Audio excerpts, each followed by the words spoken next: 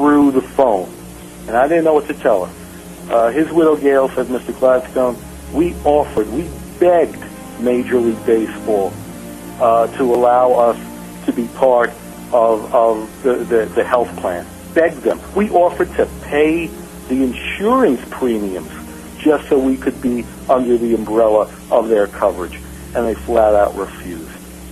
Now, Major League Baseball, and I don't want to paint Major League Baseball as a heartless, evil entity. I don't want to paint the union as heartless, unfeeling individuals, because both organizations obviously do a lot for youth sports. They do a lot for veterans and other worthy groups.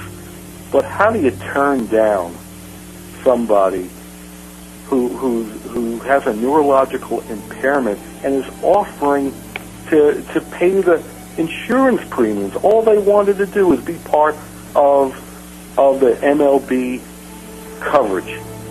And Jay Schlater passed on May 13th at 61, God rest his soul. And I'm sure baseball probably hit behind. I'm like you. I mean, baseball is very, very good, and I'm very proud to be associated with it. But on the other hand, at times I'm very disappointed in it. And I'm sure they probably ran and hid behind some legal precedent of, well, we don't have to offer this after so many years beyond. Cobra, I think Cobra laws are only effective for a couple of years after you leave normal employment. So it's just but that's just one of the stories of hundreds. Well, I think this has been great that you've taken all this time to discuss this issue. Is there any closing statements any of you guys want to make, or do you feel that you've kind of gotten out of your system for tonight, at least a lot of the things that you wanted to say?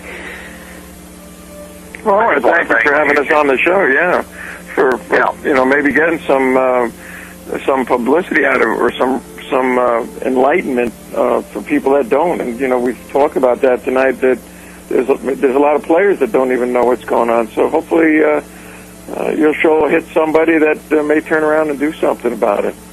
Right. If I could just give a plug for the book, if your listeners want to buy the book, learn more about the issue, please advise them to call 1-800-827-7903. That's 1-800-827-7903. They can go on the book's official website, not surprisingly, entitled abittercupofcoffee.com.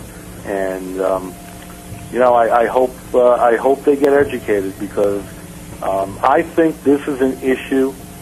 I don't want to take up too much more of your time in closing, but one of the reasons this issue resonated with me is because these guys, people like David, people like Steve, they were the heroes of my youth.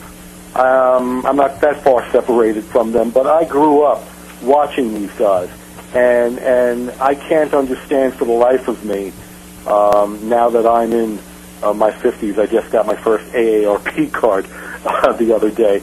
I can't understand why these guys are not being treated as well as other men are, and I think it will resonate with people, this whole issue, because Jimmy, I know you're into popular culture. I love listening to some of the splices and the cuts of the songs that are on your interviews.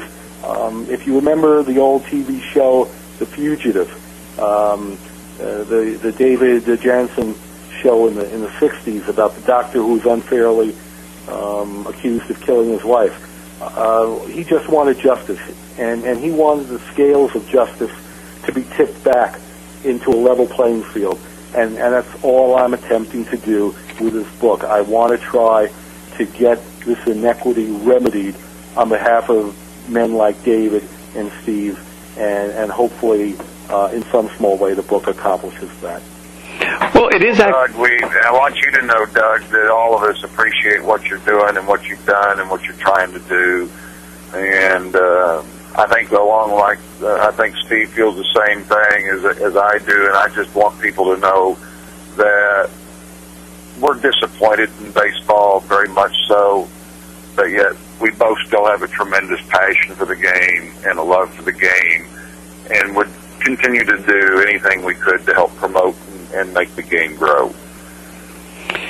And on that note, I think we'll end. And my final note will be that the book, actually, I read it in 3 nights, and it's a very well-written book, A Bitter Cup of Coffee, how MLB and the Players Association threw 874 retirees a curve. So, Douglas Gladstone, thank you so much. David Clyde, Steve Grilli, if you guys could hold on for just 1 sec, I'll tell you all the incredible parting gifts you're going to receive. But you've all been on, Jimmy Scott's High and Tight.